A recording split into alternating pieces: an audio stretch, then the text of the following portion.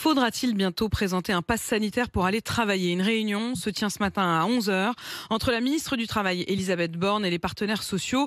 L'idée, c'est de discuter de cette éventualité évoquée par Olivier Véran samedi, évoquée un peu en catimini, mais qui clairement voudrait s'imposer. Cette option, elle pourrait être prévue dans le futur projet de loi présenté en janvier. Ce matin, Elisabeth Borne devrait prendre la température auprès des partenaires sociaux, tenter d'imaginer les contours de la mesure, ce que pourraient être les sanctions en cas d'absence du pass. Qui va contrôler ce pass et avec quelle responsabilité, notamment pour les patrons? Chez les salariés et les patrons, cette mesure, elle divise. C'est le reportage de la rédaction signé ce matin Martin Cadoret. Arrivé au travail le matin, présenter son pass sanitaire, ça semblerait normal à Mouad. Il est ingénieur dans le secteur automobile. Personnellement, ça ne me dérange pas vu que j'ai mon pass sanitaire et bientôt je vais faire ma 3e dose. On se sent plus en sécurité quand on sait que la plupart des gens qui nous entourent ils sont vaccinés. On se dit au moins s'ils mettent pas son masque, ça va. Ça passe. Il n'est pas contre non plus, Paul-Antoine, mais ce salarié d'un grand groupe vacciné s'inquiète surtout de voir des bureaux vides. À titre personnel, je suis tout le temps sur site. Je fais ce choix-là parce que j'aime bien voir mes collègues.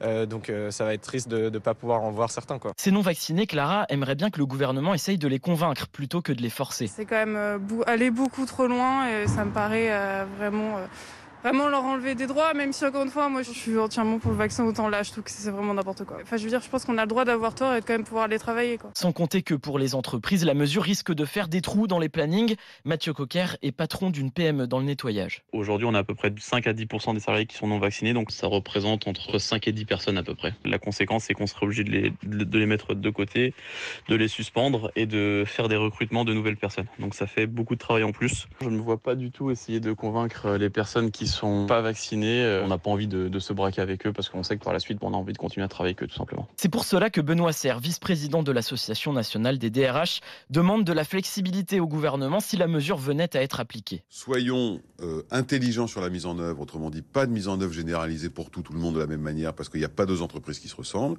Et puis, dans la mesure du possible, concentrons-nous sur les zones de brassage, comme un restaurant d'entreprise par exemple, ou une grande salle de réunion, de manière à cibler plus fortement le pass sanitaire plutôt qu'avoir une application généralisée dont on sait qu'elle sera quasiment ingérable. Dans les secteurs où le pass sanitaire est déjà demandé aux salariés, comme la restauration par exemple, 3 entreprises sur 10 font état de perturbations sur leur activité.